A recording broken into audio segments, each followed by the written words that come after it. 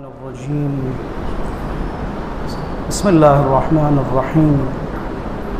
الحمد لله رب العالمين والصلاة والسلام على أشرف الأنبياء والمرسلين وعلى آله الأطيبين الأطهرين لا سيما بقية الله في الأرضين روحي وأرواح العالمين له الفداء واللعنة الأبدية على أعدائهم من الآن إلى قيام يوم الدين.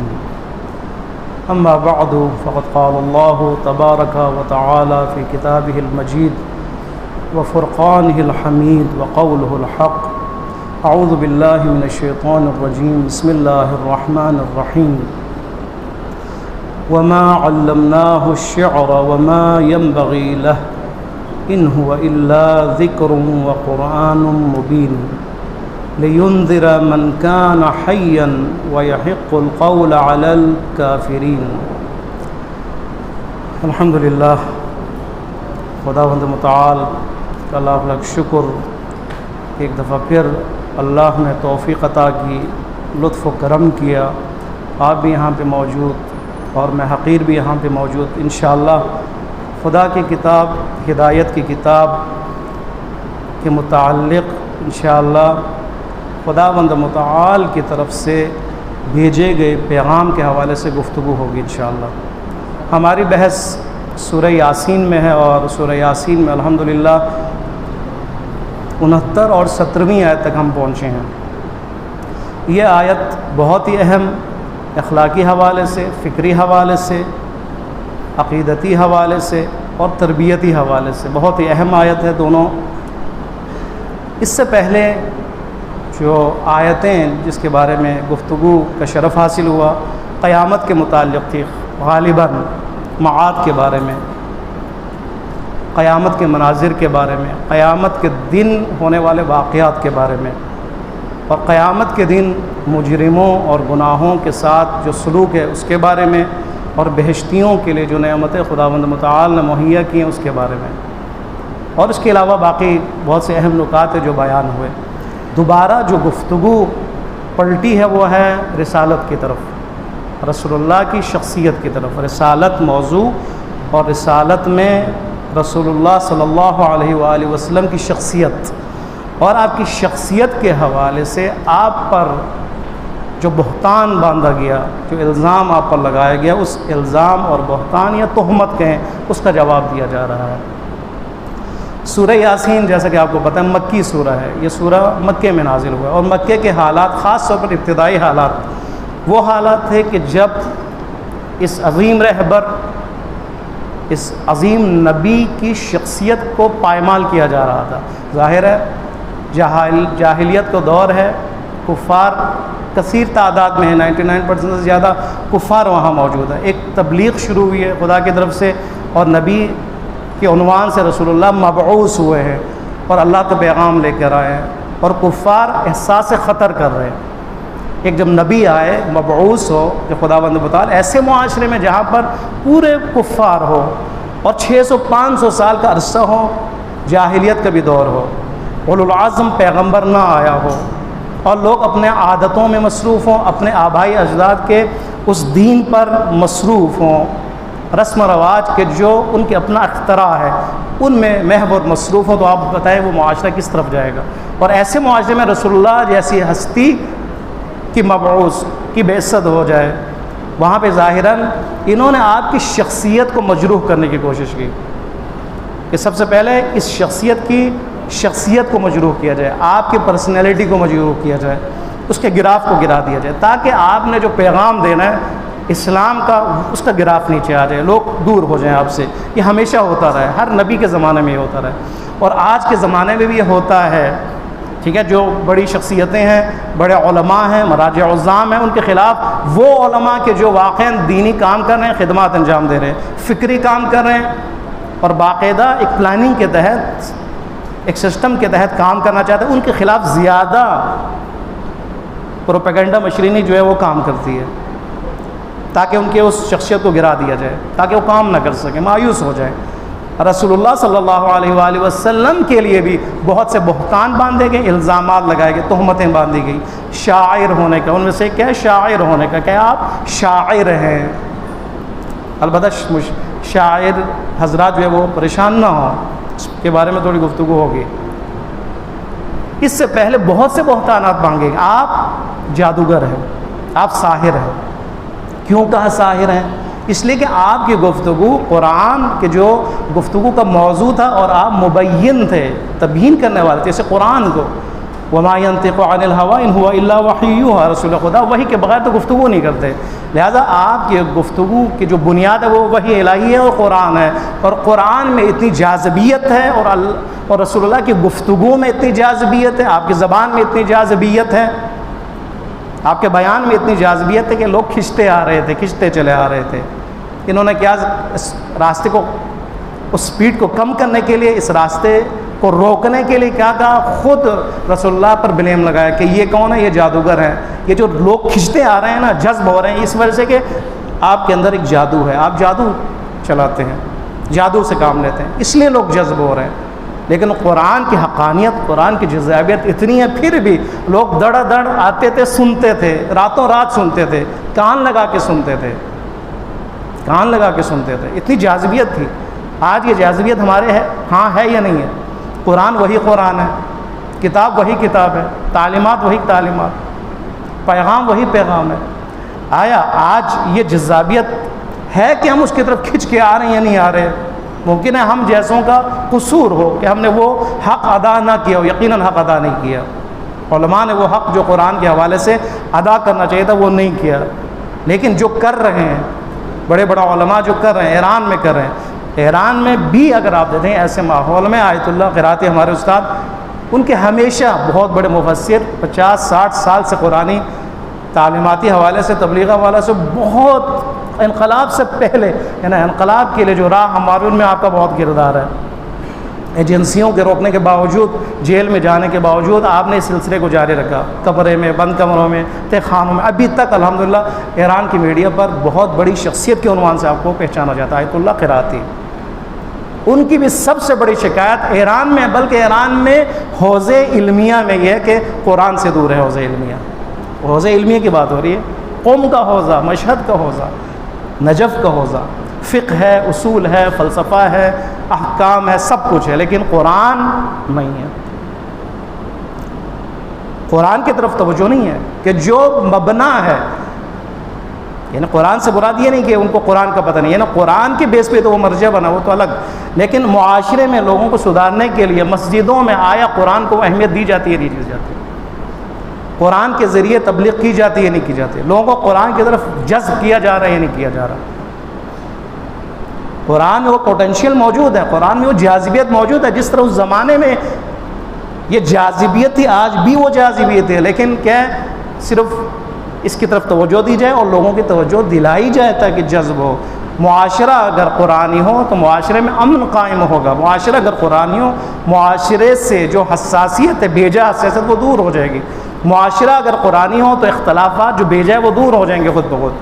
معاشرہ اگر سدھارنا ہو اس معاشرے کو، تو وہاں پر اگر قطع رحمی ہو، مشکلات ہو، تہمت ہو، بلیم کا سلسلہ ہو، کسی کی شخصیت کو ٹیرور کیا جا رہا ہو، اس کا علاج کیا؟ صرف قرآن ہے۔ اگر چوری ہو رہی ہو، قتل و غارت گری ہو، تو اس کا علاج کیا؟ قرآن ہے۔ گھریلو اگر جھگڑے ہوں تو وہاں بھی اس کا علاج کیا؟ قرآن ہے۔ روحانی اور معنوی اگر ترقی کرنی ہو تو پھر بھی قرآن اس کا علاج ہے،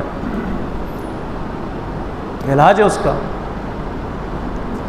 رسول اللہ اسے قرآن کا سہارا لیتے ہوئے حکم خدا کے تحت جذب کر رہے ہیں لوگوں کو، لیکن کفار کے سردار، انہوں نے جو حکمت عملی بنائی ہے وہ کیا ہے؟ اسی شخصیت کو مجروح کیا جائے تاکہ لوگوں کی نظروں میں ان کی شخصیت گر جائے۔ کیا کہا؟ مجنون ہے، یہ تو جن زدہ ہے۔ کیا کہا؟ ساحر ہے، یہ تو جادوگر ہیں۔ اور ایک بہت بڑا بلیم کیا تھا؟ یہ شاعر ہیں، شاعر۔ اب شاعری کوئی خود بذات ہی گناہ نہیں ہے، کوئی معصیت نہیں ہے، لیکن شعر کے اندر جو خصوصیت ہے، خاص جو خصوصیت ہے، اس کی وجہ سے کہا جا رہا ہے، یہ تہمت لگایا جا رہا ہے کہ رسول خدا شاعر ہے۔ تہمت کسے کہا جاتا ہے؟ تہمت یعنی ایسا الزام کسی پہ لگانا، ایسا کام کسی کی طرف اس کام کی نسبت دینا کہ جو اس نے کیا ہی نہیں ہے، اسے کہتے ہیں تہمت، گناہ کبیرہ میں سے ہے۔ جس طرح غیبت گناہ کبیرہ میں سے، غیبت یعنی کسی کی طرف کسی کام کی نسبت دینا کہ اس نے کیا ہے لیکن اس کے پیٹھ پیچھے اس کی برائی کرنا، یہ ہے غیبت۔ تہمت یعنی اس نے کیا ہی نہیں ہے وہ کام لیکن نسبت دینا، بہت بڑا گناہ ہے۔ کیوں بڑا گناہ ہے؟ بد اخلاقی بھی ہے، بے ادبی بھی ہے۔ یہ کسی کو بلیم کرنا اور کہنا اس نے فلان کام کیے، ہمارے معاشرے میں بہت خطرناک حد تک یہ چیز آگے جا چکی ہے۔ گھریلو مسائل میں، خاص طور پر گھریلو مسائل میں الزام لگایا جاتا ہے، تہمت لگائی جاتی ہے، اور تہمت لگانے کے بعد سکون کی زندگی بھی گزارتے ہیں۔ کسی کے گھر کو اجاڑنے کے بعد، کسی اور کے سکون کو ختم کرنے کے بعد تہمت لگانے والا نیند سوتا ہے، سکون کی نیند سوتا ہے۔ وہ اس کو ہی نہیں پتہ اس نے کیا کیا ہے، اس نے کسی کی شخصیت کو اجاڑا ہے، بنی ہوئی شخصیت کو خراب کیا اس کو نہیں پتہ بھی ہے، اس نے بد اخلاقی سے کام لیے۔ تہمت بد اخلاقی بھی ہے، بے ادبی بھی ہے، اور تہمت سلب حق بھی ہے۔ سلب حق یعنی حق چھینا آپ نے کسی کا۔ محترم ہونا ہر ایک کا حق ہے، باعزت ہونا ہر ایک کا حق ہے، وہ حق دیا جائے۔ باشرف ہونا ہر مومن کا، ہر انسان کا حق ہے، انسان ہونے کی، ایسے مومن کی بات نہیں، ہر انسان کا مومن بطریق اولا یعنی اس کا 100% اس کا احترام کا خیال رکھنا چاہیے، وہ مومن ہے۔ مومن کی حرمت کعبۃ اللہ سے بھی زیادہ افضل ہے۔ آپ لوگوں کی حرمت، ایمان کے اس زینت سے آپ آراستہ، آپ کی حرمت کعبۃ اللہ سے زیادہ عظیم ہے، لیکن انسان اتنے آرام سے اس کی حرمت کو پائمال کرتا ہے، اس کو حق نہیں دیتا، اس کے حق کو چھین لیتا ہے، تہمت لگاتا ہے جو اس نے کیا ہی نہیں ہے۔ اس کی زندگی اجیرن ہو جاتی ہے اس معاشرے کے اندر، اس گھر کے اندر۔ اور یہ انسان وہ ہے کہ جس کو پتہ ہی نہیں اس نے اتنا بڑا جرم انجام دیا ہے، وہ سکون کی نیند سوتا ہے، وہ عبادت میں مصروف ہوتا ہے، وہ نماز شب بھی پڑھتا ہے، وہ سکون سے حج اور زیارات کے لیے بھی جاتا ہے۔ اس کو نہیں پتہ اس نے کتنا برا کام انجام دیا ہے، اس کو نہیں پتہ اس کی دعائیں قبول نہیں ہونے والی، اس کی زیارتیں قبول نہیں ہونے والی۔ ایک مستحبات حتیٰ کہ واجبات کی حد تک یہ کہ اگر آپ خاص طور پر زیارات و حج پہ جائیں تو پہلے معافی مانگیں کہ کہیں غیبت تو نہیں کیا آپ نے کسی کی، تہمت تو نہیں باندھا، حق تو نہیں آپ نے کھایا کسی کا، تب آپ کی زیارت قبول ہے، ورنہ نہیں ہے۔ حقوق العباد میں سے یہ بندوں کے حقوق میں سے سب سے بڑا حق کیا ہے؟ اس کا احترام، اس کا محترم ہونا، اس کی حفاظت کی جائے۔ اس کے لیے علاج کیا ہے؟ تہمت سے بچا جائے، غیبت سے بچا جائے، بلیم سے بچا جائے، الزام تراشی سے بچا جائے۔ اس کا علاج قرآن نے بتایا، ان سب سے بچا جائے۔ کیوں؟ اس لیے کہ آپ اتنے بڑے گناہ سے بچیں۔ شخصیتی ٹیرر ہے، یعنی دہشت گردی ہے، یہ جسم کے دہشت گردی سے خطرناک ہے، انسان کی شخصیت کی، پرسنالٹی کی دہشت گردی ہے۔ اس کو دہشت کا شکار کرنا، اس کو الزام لگانا اس کے اوپر، یہ سب سے بڑی دہشت گردی ہے۔ جسم کے اوپر جو حملہ ہوا ہے، جسم نے زخمی ہونا ہے، یہ چلا جائے گا، شہید ہو جائے گا، نیک نامی ہے، ممکن ہے نیک نامی، لیکن جس کی شخصیت پائمال کی گئی، اب بتائیں اس کا کیا حال ہوگا۔ واشم و زندگی زندہ رہنے کے قابل نہیں رہا بھی وہ۔ رسول اللہ صلی اللہ علیہ وآلہ وسلم کے لیے بھی یہی پالیسی اختیار کی، یہی حکمت عملی دشمنوں کی طرف سے کہ بلیم، الزام۔ ایک بات بہت اہم ہے، آپ مثلا کسی کے بعد تہمت اگر لگانے والا تو الگ ہے، گھریلو حالات کی خاص میں بات کر رہا ہوں، معاشرتی جو حوالے سے جو حالات ہیں، تہمت لگانے والا اس نے گناہ کبیرہ انجام دیا سب کچھ، لیکن جو سن رہے ہیں ان کا کیا رد عمل ہونا چاہیے؟ وہ فوراً قبول کریں۔ جی کوئی انسان جب پکڑا جاتا ہے، مثلا دہشت گردی میں کسی بھی کارروائی میں جب پکڑا جائے تو اس کو ملزم کہا جاتا ہے، مجرم تو نہیں کہا جاتا۔ عدالتیں اسی لیے کہ اس کے بارے میں تحقیقات کی جائیں کہ آیا اس نے یہ جرم انجام دیا ہے یا نہیں دیا، اسی لیے ہے نا یہ پورا عدالت میں پیش کیا جاتا ہے۔ الزام اور ملزم کا جو لیبل اس کو دیا جاتا ہے، اس کو موقع دیا جاتا ہے کہ اس کے اوپر جو الزام لگایا گیا یا تہمت لگائی گئی وہ حق ہے یا نہیں ہے۔ اگر حق نہیں تو رہا ہو جاتا ہے، ورنہ وہ پکڑا جاتا ہے۔ ہمارے ہاں جو الزامات لگائے جاتے ہیں اور جو تہمتیں لگائی جاتی ہیں، لگانے والا اس کا اپنا عمل، اس کا اپنا کردار، اس کا اپنا گناہ، لیکن جو اس کے لیے راہ ہموار کرتے ہیں، جو فوراً قبول کرتے ہیں. آیا قبول کرنا چاہیے فوراً؟ کسی کو اوپر لگانے والی تہمت کو فوراً قبول کرنا چاہیے. وہاں پہ آپ کیوں ثبوت نہیں مانگتے؟ وہاں پہ آپ کیوں دلیل نہیں مانگتے؟ کیوں وہاں پہ آپ تحقیق نہیں کرتے؟ تہمت لگانے والے کا اپنا جرم، وہ مجرم ہے یقیناً، خدا کی بارگاہ میں، شریعت کی بارگاہ میں وہ مجرم ہے. لیکن باقی لوگ، آیا ان کو حق نہیں پتہ کہ گھر میں اس کے بارے میں تحقیق کیا جائے، اس سے سنا جائے، اس کی بات سنی جائے، تاکہ جس نے تہمت لگایا اس کی جو حکمت علی ہے اس کو ناکام بنایا جائے؟ ہونا چاہیے نا، یہ تو ہونا چاہیے. ہم نہیں کرتے وہ کام. شخصیت جو ٹیرور جو کر رہا ہے اس کو ناکام بنانے کے لیے کیا کرنا چاہیے؟ ہمیں تحقیق کرنی چاہیے، ہمیں وہاں پہ ثبوت جمع کرنا چاہیے، اس کی بات سننی چاہیے، حالات کا تقاضا جائزہ لینا چاہیے. اس کے بعد اگر یہ واقعاً تہمت ہے تو اس کو بری ذمہ کرنا چاہیے تاکہ اس کی شخصیت لوٹ آئے. یہ نہیں ہوتا ہمارے یہاں. تہمت لگا دی جاتی ہے، اس کی شخصیت پائمال ہو جاتی ہے، اس کا جینا جو ہے وہ دوبر ہو جاتا ہے اور سارے خاموش ہو جاتے ہیں. یہ صحیح نہیں ہے. آپ میدان میں یہ اقدام کریں. آپ یہاں پہ بھی قیام کا مرحلہ ہے، یہاں پہ بھی قیام کا مرحلہ، چاہے وہ گھر ہو، چاہے معاشرہ ہو، چاہے گلی ہو، چاہے کوچہ ہو، چاہے ہمسایہ ہو. اس داغ کو مٹائیں. مومن مسلمان یعنی کسی مسلمان کے حق میں وہ آواز اٹھائے. یہ صرف ایسے نہیں کشمیر ہو، فلسطین ہو، کوئی اور مظلوم ہو، یہ بھی مظلوم ہے. گھر کے اندر یہ مظلوم ہے، معاشرے کے اندر یہ مظلوم ہے. اس کو مظلومیت سے نکالنا ایک مومن کی ذمہ داریوں میں سے ایک ذمہ داری ہے. خداوند متعال نے کا کردار، خداوند متعال کی سنت میں سے یہ ہے کہ اگر کسی رسول پر اگر کوئی تہمت لگا دی جائے خدا خود میدان میں آ جاتا ہے. سنت الہی ہے. کیا میدان میں ہے؟ کیا فرمایا؟ وما علمناہ الشعر. رسول اللہ شاعر ہیں. قرآن شعر کا مجموعہ ہے. رسول خداوند متعال نے کیا ہوا؟ وما علمناہ الشعر. میں نے رسول کو، نبی کو شعر نہیں سکھایا. ہم نے رسول کو شعر کی تعلیم نہیں دی. وما ينبغي له. اور رسول اللہ کے شایان شان بھی نہیں کہ وہ شاعر ہوں. بس دیکھیں کتنا بہترین اور حکمت عملی کے تحت خداوند متعال نے دفاع کیا ایک رسول کا. اس کے شایان شان ہی، یعنی اس کا مطلب ہے کسی کے اوپر تہمت لگا دی جائے، سننے والے تحقیق کریں، ثبوت جمع کریں، اور اگر وہ بری الذمہ ہے، یقیناً تہمت یعنی جھوٹ، تہمت کہتے ہیں اس کو، کہیں یہ جھوٹا الزام، وہاں پہ مومن کیا کہیں؟ اس کی تو شان میں بھی ایسا نہیں ہے، یہ تو مومن ہے، یہ تو پاک ہے، آج تک اس سے ہم نے کوئی لغزش نہیں دیکھی. پاک کرے اس کو. وما ينبغي له. رسول اللہ کی شان بھی یہ نہیں کہ وہ شاعر ہوں اور ان کو شاعری. وہ تو نبی خدا ہیں، وہ تو ہادی ہیں، ہادی، وہ تو نبی ہیں، ولی خدا ہیں. وہ شاعر کہاں سے آ گئے؟ اور یہ قرآن شعر کا مجموعہ نہیں ہے. اور آپ کو پتہ ہے کہ زمانے میں ادب اپنے عروج پہ تھا، شعر و شاعری اپنے عروج پر تھی. لوگ شعر کہتے تھے ہر قدم پر. کسی سے محبت کا اظہار کرنا ہو شعر، کسی اپنے جذبات کے اظہار کرنا ہو شعر، کسی کی تعریف کرنی ہو شعر، کسی کی تمجید کرنی ہو شعر، کسی کے خلاف کرنا ہو شعر، جنگ میں اگر ہو تو شعر، ہر جگہ پہ شعر. حتیٰ کہ تعلیم میں بھی شعر کا سہارا لیا جاتا تھا، دشمنی میں بھی شعر کا سہارا لیا جاتا. شعر و شاعری اپنے عروج پر تھا کیونکہ ادبی دور تھا. وہ قرآن اسی دور میں نازل ہوا. اور دیکھیں آپ قرآن کا جو لحن ہے وہ بھی شعر ہے، شعر کی طرح. قل اعوذ برب الفلق من شر ما خلق ومن شر غاسق اذا وقب.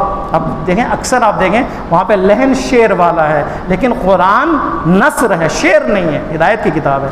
لیکن انہوں نے کہا کہ یہ رسول اللہ کا اپنا کلام ہے، یہ اپنی شاعری ہے گرانے کے لیے، یعنی اللہ کی طرف نسبت نہیں دی، خود رسول اللہ کی ہستی کی طرف نسبت دی. اور رسول اللہ سے کے بارے میں کہا یہ شاعر ہے اور یہ ان کا شعر کا مجموعہ ہے، لہٰذا کوئی جذابیت نہیں ہے. اللہ کا نعوذ باللہ کوئی کلام نہیں. ان کی ظاہری، ان کی ذاتی جو ہے شخصیت سے اس کا تعلق ہے. خداوند متعال نے اس کو ختم کیا، اس الزام کو ختم کیا کہ رسول اللہ شاعر نہیں ہے. اور یہ شعر کا مجموعہ نہیں. کیوں شعر کی نفی کی؟ کیوں شاعری کی نفی کی؟ اس لیے کہ شعر میں اگر آپ دیکھیں تخیلاتی اس میں عنصر پایا جاتا ہے. شاعر خیالات کی دنیا سے نکلتا ہے اور اس میں غوطہ ور ہوتا ہے اور شعر لکھتا ہے. قرآن خیالاتی نہیں ہے، تخیلات کا مجموعہ نہیں ہے. قرآن کا جو مبنی ہے وہ خیالات نہیں ہے، وہ حقیقت ہے. شعر کا اس کا کوئی تعلق نہیں ہے. شعر احساسات کا نتیجہ ہے، شاعر احساسات سے کھیلتا ہے، اپنے احساس کو بیان کر رہا ہوتا ہے، ممکن ہے وہ نفی میں ہو، ممکن ہے مثبت ہو۔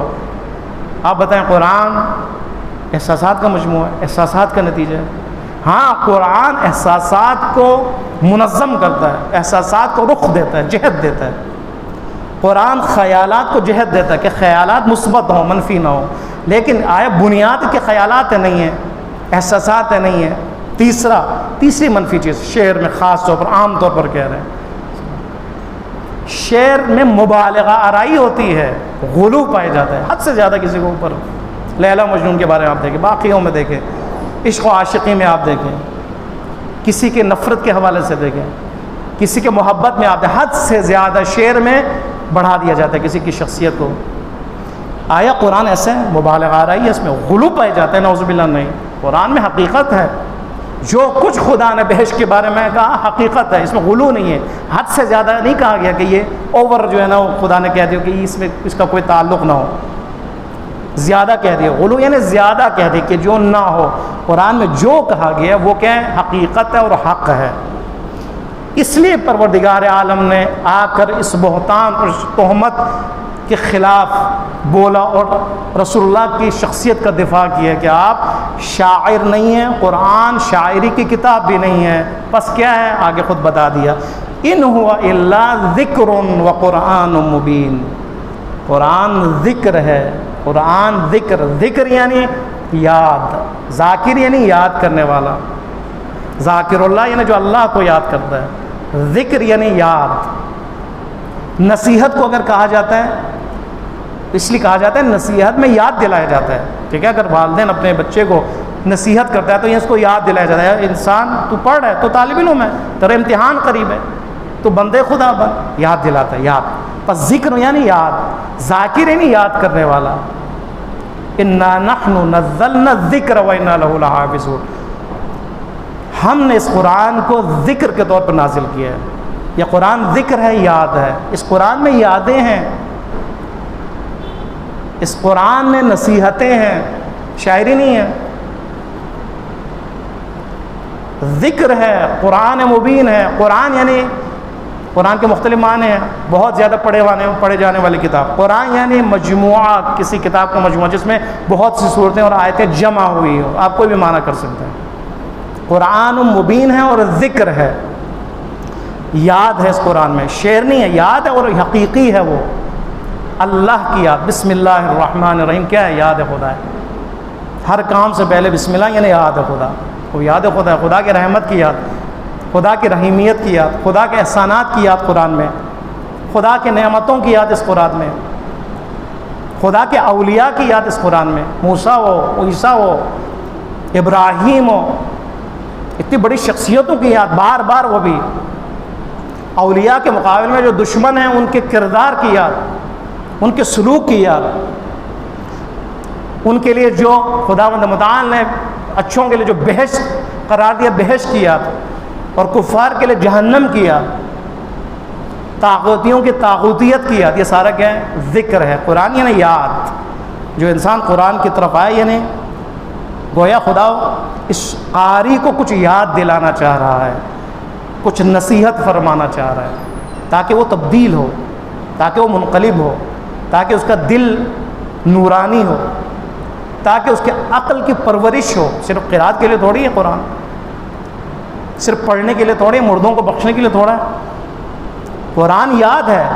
اگر ہم قرآن کھولیں اور ہم یاد کرنے لگیں اور یہ یاد ہمیں راستے پر ثابت قدم رکھے تو اس کا مطلب ہے ہم کون ہیں؟ ہم واقعی قاری ہیں۔ آگے بتا رہا ہے کتنی اہم آیت ہے، آپ دیکھیں۔ پہلے فرمایا ہم نے رسول اللہ کو شعر نہیں سکھایا، اور رسول اللہ کی شان میں بھی یہ نہیں کہ وہ شاعر ہو۔ قرآن کیا ہے؟ ذکر ہے اور قرآن مبین ہے۔ کیوں شعر نہیں ہے؟ کیوں ذکر ہے؟ کیوں قرآن مبین ہے؟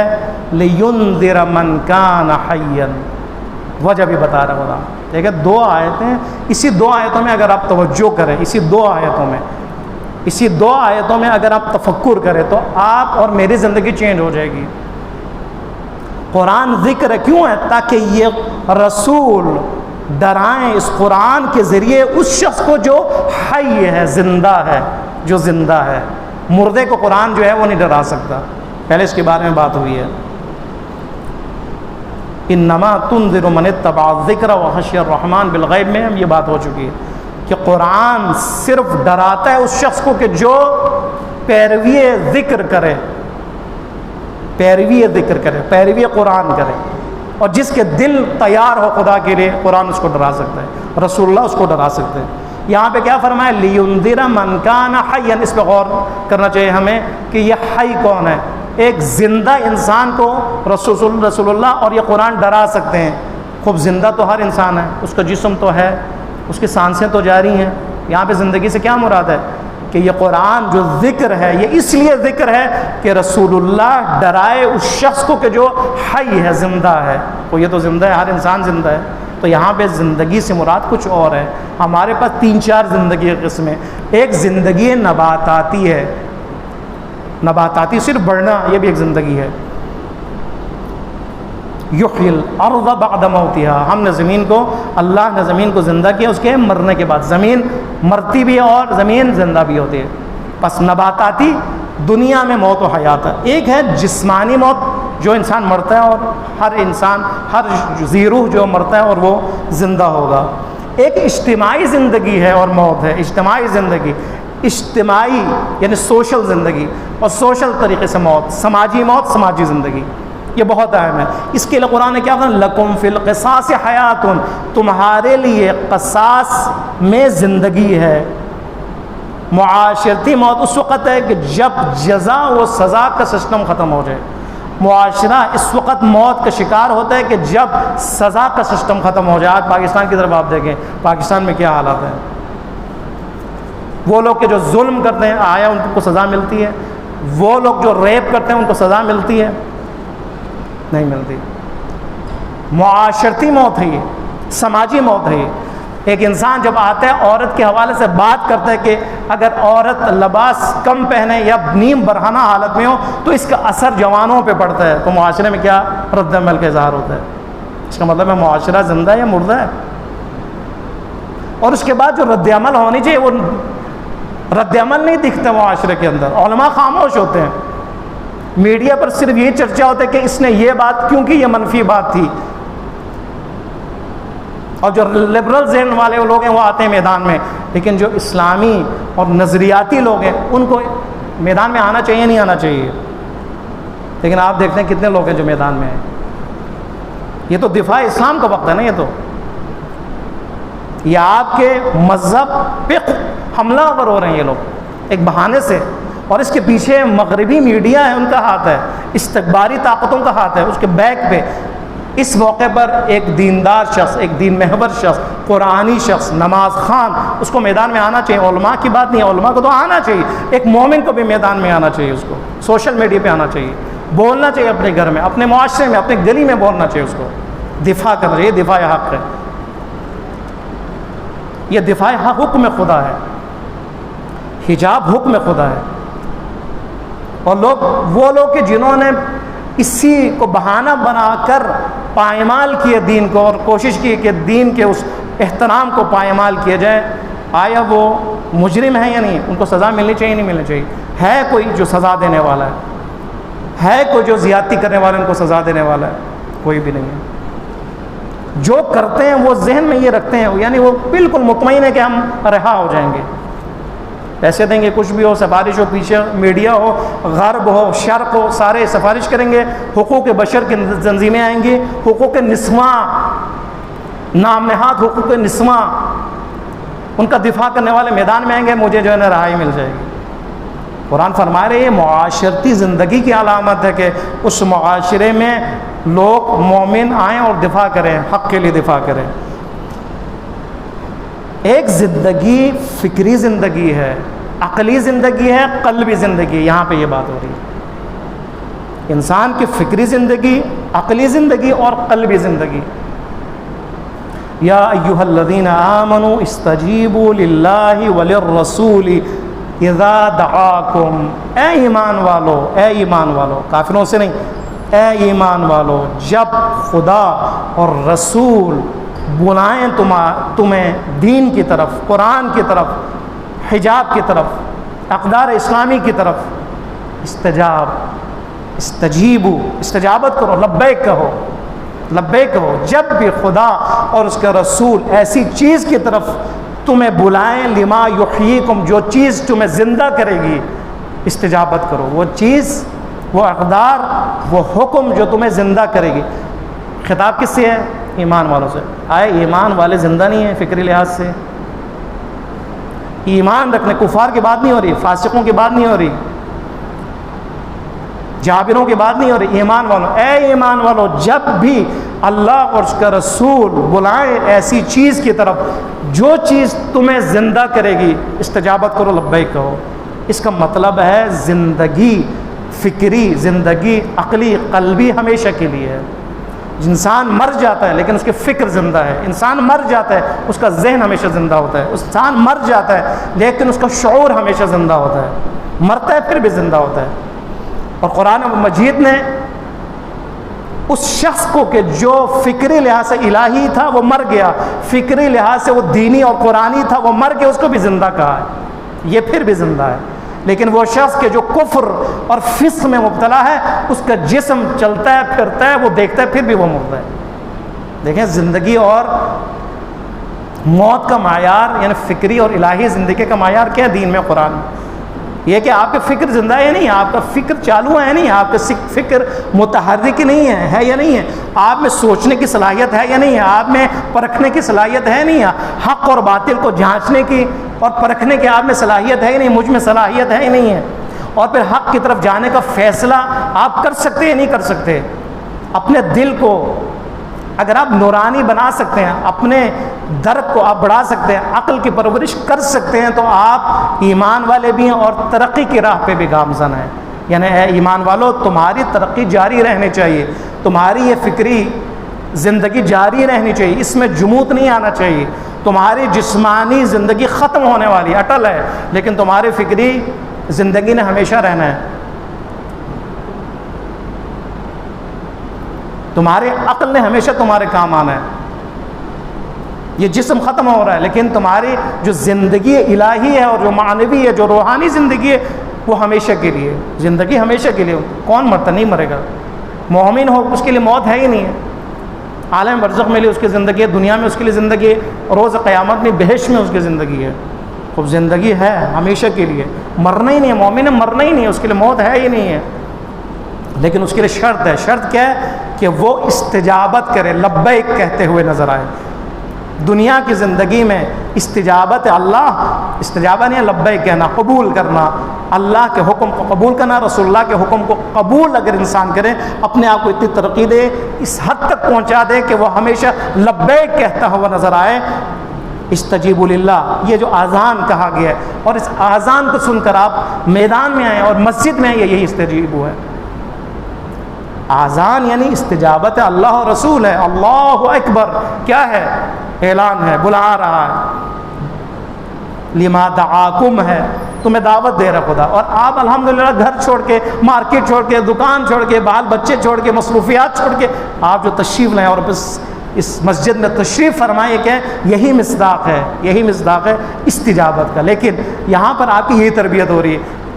اس تربیت کی جو وجہ ہے، یہ بنیاد ہے کہ انسان جو اپنا گھر بار سب کچھ چھوڑ کر مسجد میں، خانے خدا میں آ رہا ہے، یہ انسان اس قابل ہو جائے، یہ دکان پر بھی لبیک کہتے ہوا نظر آئے، یہ بازاروں میں بھی لبیک کہتا ہوا نظر آئے، یہ دوستوں اور ہمسایوں میں بھی لبیک کہتا ہوا نظر آئے، یہ اپنے کاروبار میں، تجارت میں بھی لبیک کہتا ہوا نظر آئے، یہ اب نامحرموں میں بھی لبیک کہتا ہوا نظر آئے۔ یہ مشق ہے، یہ مشق۔ آپ کا خانہ کعبے کی طرف رخ کرنا خود لبیک ہے، خود آپ اس طرف بھی رخ کر سکتے ہیں۔ کیوں کر رہے ہیں آپ اس طرف؟ یہ بھی لبیک ہے، لیکن ہمیں نہیں پتا ہم کیا کر رہے ہیں، ہمیں نہیں پتا ہم لبیک کے اس مرحلے میں ہیں، اور دراصل ہم نے لبیک کہا ہے۔ آپ کا نماز پڑھنا، آپ کا آنا، آپ کا سود سے پاک کاروبار کرنا، آپ کا باقی کرپشن سے اپنے آپ کو پاک کرنا، ظلم و ستم سے پاک کرنا، یہ سارا کیا لبیک ہے، اسی کو لبیک کہا جائے۔ اور الحمدللہ آپ سب اسی مرحلے میں، اور الحمدللہ آپ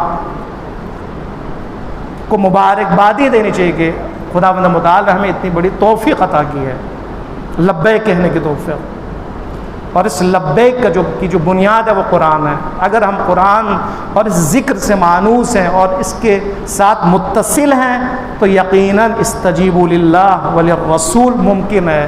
لیکن اگر قرآن یعنی ذکر یعنی یاد یعنی نصیحت اور قرآن مبین سے ہم جڑے نہیں ہوئے بلکہ الگ ہیں، سمجھنے کی کوشش نہیں کرتے، اہمیت نہیں دیتے اس کو، والدین اہمیت دیتے تھے اپنے بچوں کو۔ یہاں پہ قرآن سینٹر قائم ہے لیکن کتنے لوگ ہیں یہاں پر؟ 10-12۔ کتنی آبادی ہے ہمارے والدین قرآن کو کتنی اہمیت دے رہے ہیں؟ اہمیت دیں، والدین قرآن کو اہمیت دیں تاکہ اولاد قرآن کی اہمیت کو سمجھیں۔